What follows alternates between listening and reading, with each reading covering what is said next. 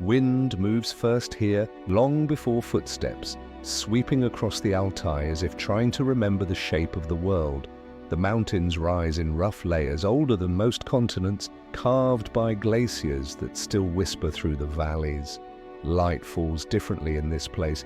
It doesn't land, it drifts, it hangs, it lingers on stone faces that have watched more winters than any human story could hold. The ground is a timeline of Earth itself, granite born from ancient collisions, riverbeds etched by ice that came and went in slow, relentless cycles.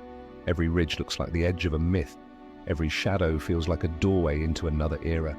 The air carries a kind of silence that doesn't simply surround you.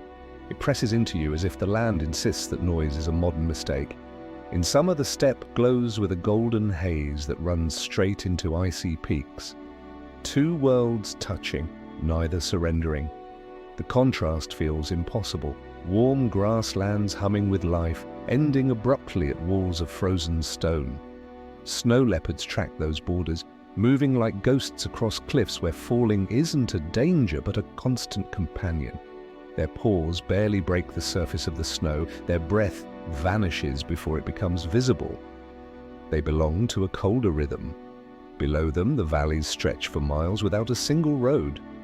Rivers wander lazily, fed by glaciers that have not melted in 10,000 years. Clear blue meltwater coils through the emptiness, slow and patient, shaped by no rule except gravity. From above, these rivers look like silver signatures on untouched parchment.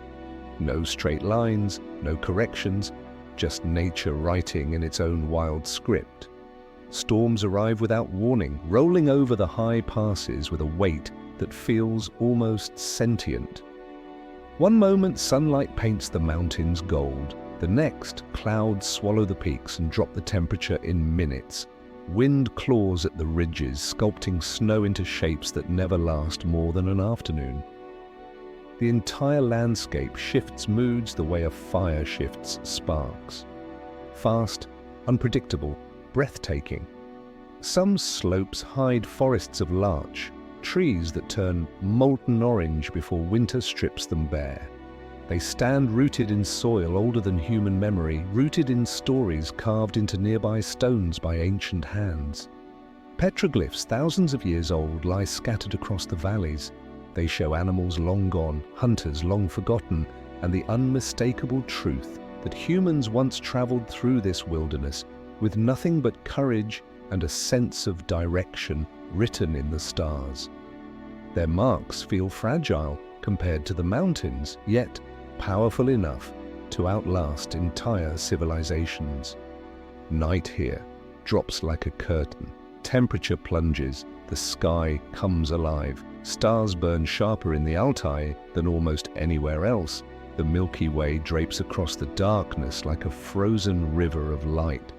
Wolves call from distant slopes, their voices bouncing between peaks shaped by ancient tectonic rage.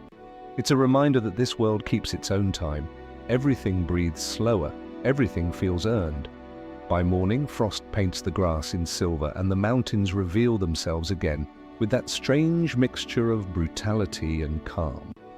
Meltwater cracks through thin sheets of ice. Eagles ride the thermals with a kind of practiced arrogance. Herds of Argali sheep cling to impossible cliffs, living in places that seem designed to reject life itself.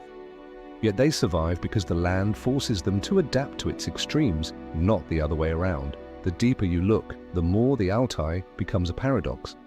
A place where fire once rose from the Earth's core, yet now ice holds the power. A place where silence feels loud and loneliness feels full. A place untouched enough that you can sense the world as it was before roads, before borders, before the idea that landscapes were meant to be conquered.